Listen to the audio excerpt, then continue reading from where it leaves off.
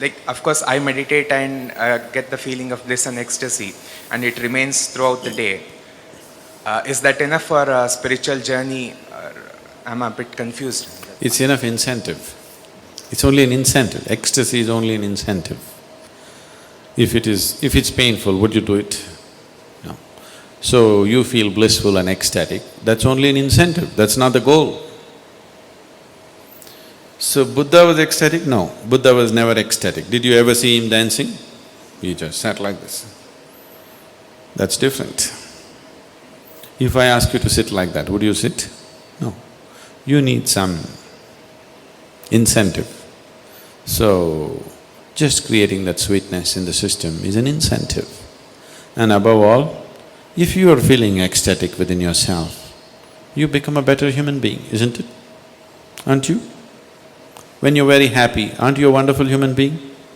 Only when you're unhappy, you're a nasty human being, isn't it? Isn't it so? When you're happy, you're a wonderful human being, everybody is, isn't it? So keeping you ecstatic, a dose of ecstasy in the morning,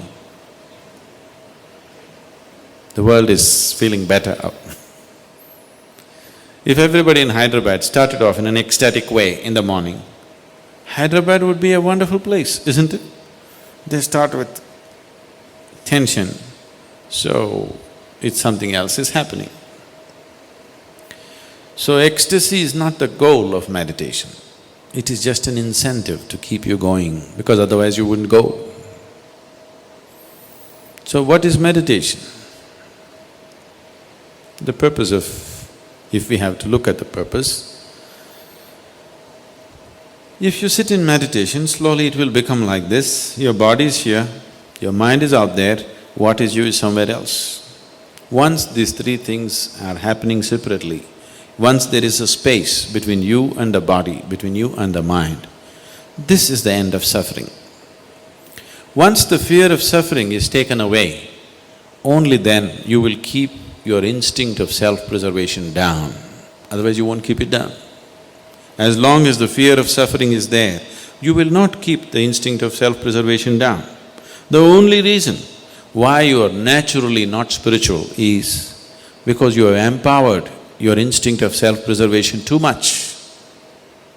All the time it is trying to make you like a bubble in the world, separate bubble, not willing to mix with anything. So unless you keep your instinct of self-preservation down, you will not become spiritual in any way. You will not know life as one happening. You will always be an individual, trapped. Have you noticed even in your general life, when you're very happy, you keep your guards down? Isn't it so? When you're unhappy, fully shielded. When you're happy, little down, isn't it? When you're very happy, it's all down. Have you noticed this? So this is the reason why you're willing to be happy only among certain people. Because you don't know how to be just happy and still know where to stop life when it has to be stopped. You're willing to be happy only with 5 people in your life because you think that is the only safe atmosphere where you can be happy, because you have always understood happiness as a certain vulnerability. See, just say you walk on the street and you smile at anybody, they'll look like this. Why? What's their problem smiling back at you? What are they going to lose? They think if I smile, he may exploit me. How will he exploit you? If he comes to pick your pocket, you can stop him. If he smiles, even a pickpocket smiles at you, why can't you smile at him? What is the problem? Just try today and see, just go out and smile. People who look like this, they're surprised, somebody is making me vulnerable to life. They want to go on the street like rocks, they want to go home and become life. Doesn't work. After some time you become a rock there also. If you want to be life, you must practice it everywhere, isn't it? So, meditation gives you that space between you and your body, between you and your mind.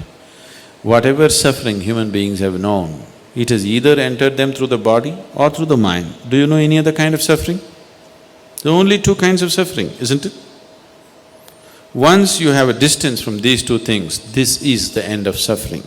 Once the fear of suffering is taken away, only then you are willing to venture into other dimensions of life. Otherwise, no matter what I tell you, you are only looking for safety.